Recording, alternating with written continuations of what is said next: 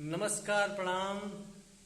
हम गायक प्रमोद योगिया, आप लोग के छोट भाई, छोट कलाकार और रउआ सभे ऐसे ही आशीर्वाद प्यार दुलार दे के हमार हौसला बढ़ौले रही जा।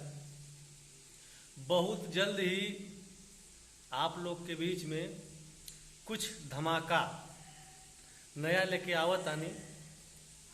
उस समय आ गईल बाटे। कुछ नया गीत, वीडियो, ऑडियो के माध्यम से बस ऐसे ही आप लोग के प्यार आशीर्वाद बनल रहे और हमके हौसला हमेशा आप लोग के माध्यम से मिलत रहे। एगो छोटी सी गीत गुनगुनावत आनी। जब से पियवा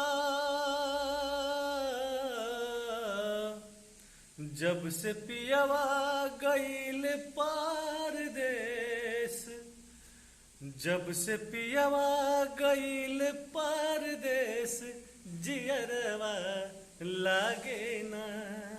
जब से पियवा गईल परदेस, जियरवा लागे ना।